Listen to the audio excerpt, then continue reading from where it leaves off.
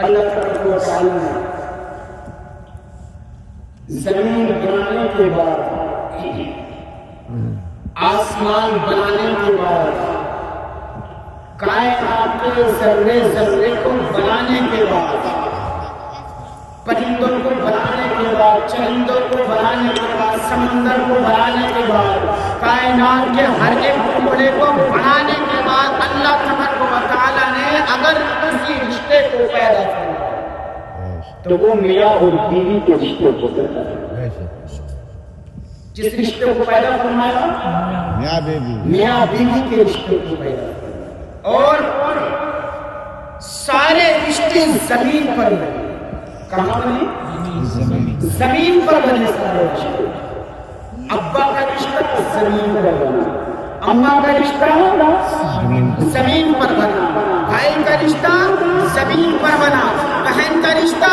زمین پر بنا، پیارے کا رشتہ زمین پر بنا، تاؤ کا رشتہ زمین پر بنا، تائی کا رشتہ زمین پر بنا، چچا کا رشتہ زمین پر بنا، چاچی کا رشتہ زمین پر بنا۔ کائنات کے جس رشتے کو تم اٹھا کے دیکھو گے سارے رشتے زمین پر بنے ہیں۔ اور پیاروں تمہیں بتاؤ نکاح کی کیا برکت ہے، نکاح کی کیا عظمت ہے۔ اللہ تبارک و تعالی نے پوری کائنات کو بنانے کے بعد سب سے پہلے کسی رشتے کو بنایا تو شوہر اور بیوی کے رشتے کو بنایا، اور بنانے کے بعد اب جب کوئی بھی رشتہ دنیا کے اندر جب بنائے تو سارے رشتے زمین پر بنائے، لیکن جب میاں بیوی کا رشتہ بنایا، ہسبینڈ اور وائف کا رشتہ بنایا، شوہر اور بیوی کا رشتہ بنایا تو زمین پر نہیں بنایا بلکہ عرش اعظم پر بنایا۔ کہاں بنایا؟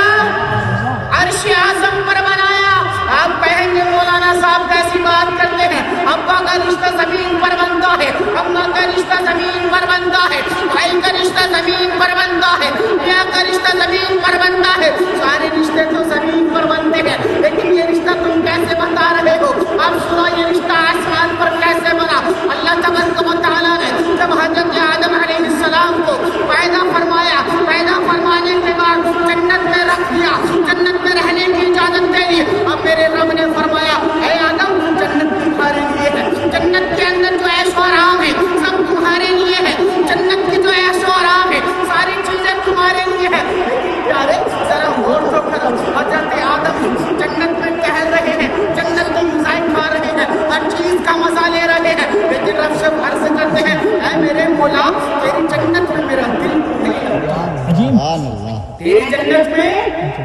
میرا دل نہیں لگتا۔ میرا رب فرماتا ہے اے میرے پیارے آدم ہم نے جنت کو تمہارے لیے بنایا، جنت کی نعمتیں تمہارے لیے، جنت کے اندر دودھ کی نہریں بہائیں تمہارے لیے، جنت کے اندر طرح طرح کی خزینوں کو پیدا کیا اے پیارے تمہارے لیے، کائنات کو مطلب کہ تمام جنت کے جو عیش و عائش ہے سارے تمہارے لیے بنائے، تمہارا دل نہیں لگ رہا۔ اب کیا ہوتا ہے حضرت آدم ایک جب نیند لگ جاتی ہے، آنکھ لگ جاتی ہے، آپ نے کیا دیکھا جب آنکھ لگ جاتی ہے اللہ تبارک و تعالیٰ نے کائنات کو بنانے کے بعد ساری چیز کو بنانے کے بعد جب حضرت آدم نے کہا اے میرے پیارے مولا جنت میں میرا من نہیں لگ رہا ہے، میرا دل نہیں لگ رہا ہے۔ حضرت آدم سو رہے ہیں، جب سو رہے تھے اللہ تبارک و تعالیٰ نے حضرت آدم علیہ السلام کی ایک پسلی سے حضرت حوا کو پیدا کیا۔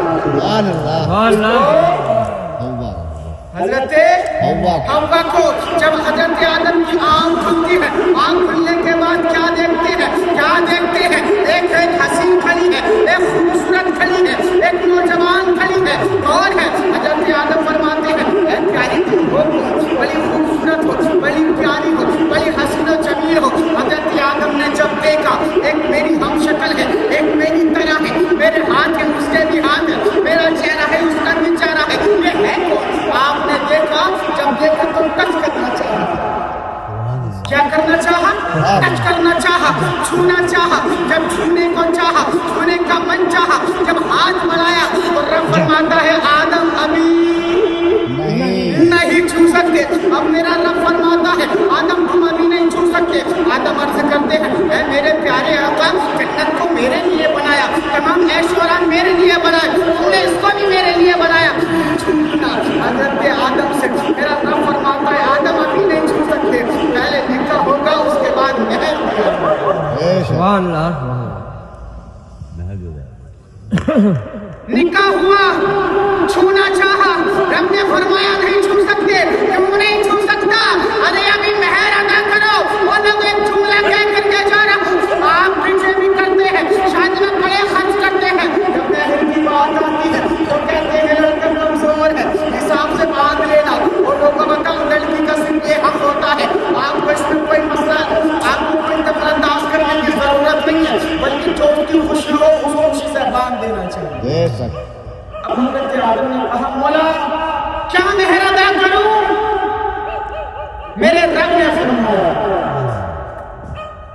میرے رب نے فرمایا اے آدم تم کو مال دینے کی ضرورت نہیں ہے تم کو پیسہ دینے کی ضرورت نہیں ہے بلکہ تم میرے محبوب پر درود پاک پڑھ دو تمہارا مہر ادا ہوگا میرے محبوب پر درود پاک پڑھ دو تمہارا مہر ادا ہو جائے گا اب لوگ کہتے ہیں کچھ لوگ کہتے ہیں ارے درود و سلام کیوں پڑھتے ہو درود و سلام کیوں پڑھتے ہو تو میں نے کہا نادان ابے جب ہماری دنیا کے تمام نسل انسانیت کے باپ نکاح میں مہر میں اپنے نبی پر درود پاک پڑھے تو ہم ان کی سنت کو زندہ کس کی اپنے باپ آدم علیہ السلام کی سنت کو زندہ کر رہے ہیں اب ذرا سنو اب دیکھو میرا رب کی شان دیکھو ابھی نبی کو پیدا نہیں کیا حضور کو پیدا نہیں کیا حضرت آدم کو پیدا کیا ہے حضرت حوا کو پیدا کیا ہے اور درود پاک کس پر پڑھا جا رہا ہے پاک پر کس پر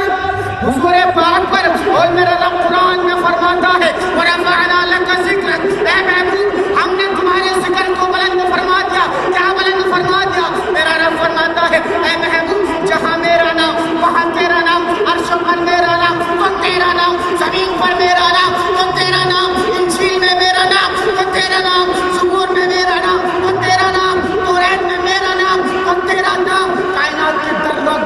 ذرے ذرے پر میرا نام تو تیرا نام نوروں کی پتلیوں پر میرا نام تو تیرا نام کائنات کی ہر ایک زبان پر میرا نام تو تیرا نام تو ایک نام فرما رہا ہے اے محبوب جہاں جہاں تک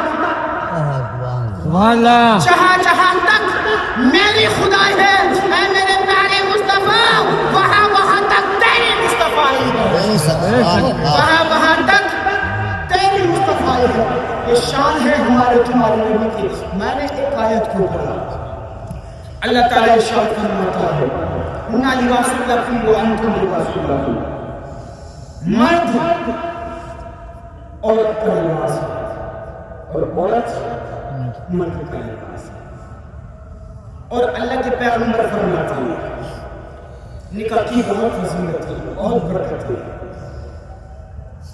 علماء کرام تشریف رکھتے ہیں اگر خطا ہو تو میرے رسول کرم فرما رہتے ہیں مکمل عطا ہو اللہ کے نبی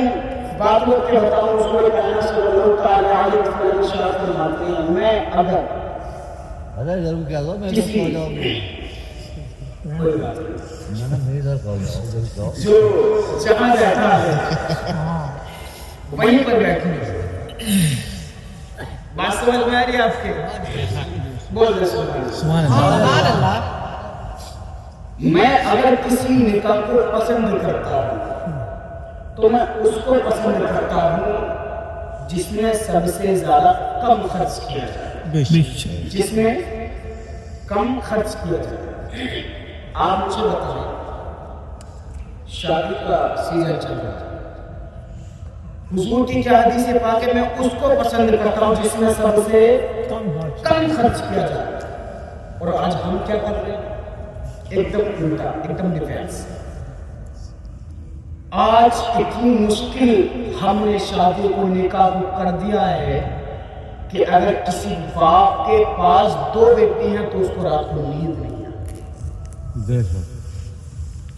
اس کا باپ ٹینشن میں رہتا ہے کہ شادی کروں گا کیسے نکاح کروں گا کیسے ہزاری بیٹی ہو تو آج کے آج بہت سے لوگ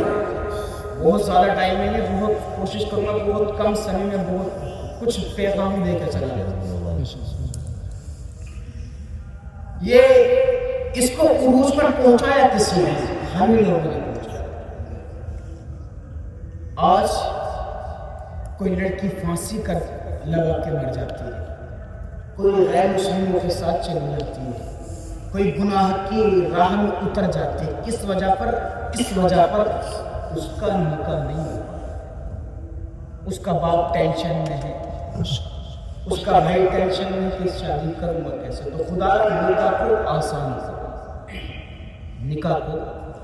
آسان کرو۔ آج جو ڈیمانڈیں، مجھے بائک چاہیے، مجھے موٹر چاہیے، مجھے یہ چاہیے، مجھے وہ چاہیے، ایک بات کہہ رہا ہے، آپ مجھ سے مانگو گے تو کتنا دوں گا؟ اوقات سے بڑھ کر نہیں دے سکتا، اوقات سے بڑھ کر نہیں دے سکتا، لیکن اگر آپ کو مانگنا ہے تو اپنے رب سے مانگو۔ کس سے؟ اپنے رب سے مانگو، جو زندگی دے سکتا ہے، گھر دے سکتا ہے، کھانے کے لیے کھانا دے سکتا ہے۔ تو میرا ایمان ہے، میرا عقیدہ یہ ہے، اور جس رب نے ہمیں رہنے کے لیے گھر دیا، جس رب نے پہننے کے لیے ہمیں کپڑا دیا، جس رب نے ہمیں چلنے کے لیے ایک سواری بھی عطا کی، تو مجھے بتاؤ وہ رب ہمیں کیا نہیں دے سکتا ہے؟ بس ہر کسی مترا ہے، ہم دنیا والوں سے مانگتے ہیں، اپنے رب سے مانگتے ہیں۔ آپ سے کہہ کر کے جا رہا ہوں، مصلی بچھایا کرو اور رب سے دعا کیا کرو، اے میرے مولا، تو نے بیٹی عطا کی ہے یا بیٹا عطا کیا ہے، بس اس کو نیک بنانا، اس کو اچھا بنانا، کیونکہ اگر میرے رب تو چاہے گا، کار بھی اس کی کمائی سے ملائے گا، مالک بھی اس کی کمائی سے ملائے گا۔ آپ کی زبان میں کہہ کر کے جا رہا ہوں، کیونکہ جب میرا رب دے گا تو وہ تیری میری اوقات دے کر کے نہیں، بلکہ وہ اپنی شان دے کر کے عطا کرے گا، وہ اپنی شان دیکھ کر کے عطا کرے گا۔ اس لیے اپنے رب سے مانگا کرو، کسی کے دینے سے کسی کا بھلا نہیں ہوتا، کیونکہ جب میرا رب دیتا ہے تو پوری کائنات اس کے در کی بھکاری ہوتا ہے۔ شادیوں میں کانفرنس کرو، اب میری آگے بات کہ کافی لوگ بیٹھے ہوئے ہیں اور آپ کو بھی پریشان نہیں کرنا چاہتے، آلریڈی پہلے سے وہ ڈیلے بہت لیٹ پروگرام شروع ہوا ہے۔ اللہ تعالیٰ ہماری اس محفل کو قبول فرمائے، اور جن بچوں کی شادی ہونے والی ہے اللہ تعالیٰ ان میں بے پناہ محبت پیدا فرمائے، اور رشتہ داروں میں بھی بے پناہ محبت پیدا فرمائے۔ عورت مرد کا لباس، مرد عورت کا لباس۔ اکثر آج پریکٹیکلی زمانے میں دیکھا جاتا ہے، اگر کسی کی بیوی کے اندر کوئی عیب ہو تو وہ اپنے دوستوں کو شیئر کرتا ہے۔ لباس کا مطلب کیا ہے؟ جسم کو چھپانا، یہ تو مطلب ہوتا ہے نا لباس کا، جسم کو چھپانا۔ اب آپ نے شادی کی، شادی کرنے کے بعد اگر آپ کی بیوی کے اندر کوئی خامی ہے یا کوئی نقص ہے، کچھ بھی ہے، آپ کی پرائیویٹ بات بھی ہو سکتی ہے، اس کو چھپانا چاہیے، نہ کہ دوسروں کو بتانا چاہیے۔ وہ اس لیے کیونکہ میرا رب قرآن میں فرماتا ہے، مرد عورت کا لباس ہے، عورت مرد کا لباس ہے۔ آج ہم نے دیکھا ہے کوئی بیوی اپنے شوہر کی کہیں جا کر کے برائی کرتی ہے، کوئی شوہر کہیں جا کر کے اپنی بیوی کی برائی کرتا ہے۔ وہ لوگوں دنیا کے اندر اگر کوئی اچھا رشتہ ہے، کوئی سب سے پیارا رشتہ ہے، وہ شوہر اور بیوی کا ہے۔ اس رشتے کو بدنام نہ کرو، اس رشتے کے اندر نقص نہ نکالو، بلکہ ایسا کیا کرو، اگر بیوی دیندار ہے تو اس کو چاہیے کہ وہ شوہر کو دیندار بنائے، اگر شوہر دیندار ہے اس کو چاہیے کہ وہ بیوی کو دیندار بنائے۔ وہ اس لیے کیونکہ اگر دونوں دیندار بنیں گے تو یہ رشتہ زمین تک نہیں بلکہ جنت تک چلے گا۔ کہاں تک چلے گا؟ جنت تک چلے گا۔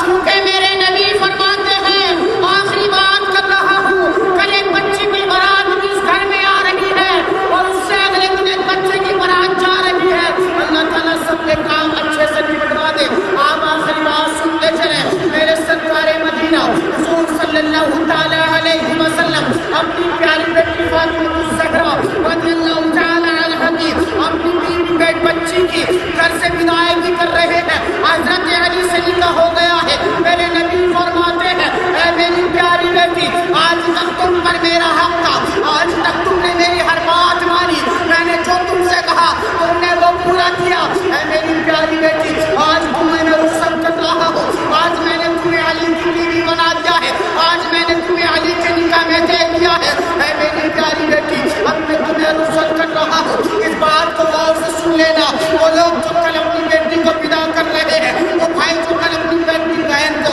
विदा कर रहे हैं, मेरे नबी फरमा रहे हैं, ऐ मेरी प्यारी बेटी, अब मैं तुमको विदा कर रहा हूँ। जब मैदाने महशर होगा, नफ्सी नफ्सी का आलम होगा, कोई किसी का फुसाने हाल ना होगा, न बाप बेटी का होगा, न बेटा बाप का होगा, कोई किसी का नहीं होगा, सबको अपनी अपनी पड़ी होगी। ऐ मेरी प्यारी बेटी, जब मैदाने क़यामत में जब मेरी तुमसे मुलाकात हो, जब मैं तुमसे मिलूं, तो मुझे इस हाल में मिलना, तुमसे तुम्हारे शोहर अली राजी रहे,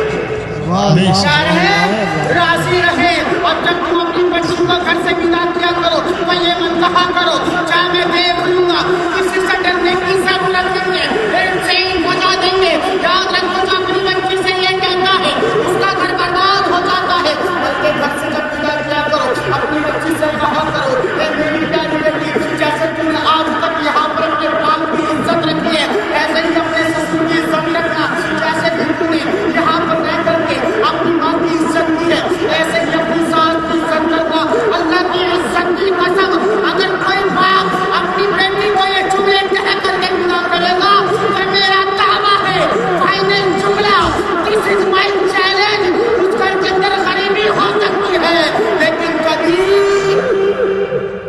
बर्बादी नहीं हो सकती। बहरहाल मेरे सरकार ने विदा किया और फरमाया, कल क़यामत के दिन इस हाल में मिलना, तुमसे तुम्हारे शोहर राजी रहे। और मेरी हजरत फातिमा से करती है, ऐ मेरे बाबा, मेरी जान आप पर कुर्बान, मेरी जान आप पर कुर्बान, कि आपने अपनी बेटी का कोई ऐसा अमल देखा जिससे कि उसके शोहर नाराज होता है। मेरे नबी फरमाते हैं, नहीं बेटी, मैंने कोई अमल ऐसा नहीं देखा, मैं इसलिए कह रहा हूँ जिससे जिसका शोहर नाराज होता है, उसका रब से नाराज होता है। अब नबी फरमा रहे अमल बता रहे बेटी को, बेटी ने अपने हुजूर अमल बता दे,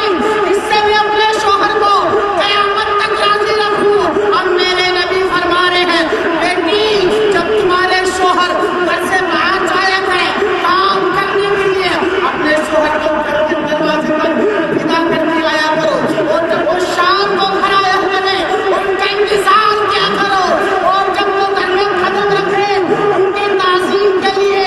खड़ी होकर के सलाम अर्ज़ किया करो। जब तुम सलाम करोगे और तुम्हारे शोहर ने मुस्कुरा करके जवाब दे दिया,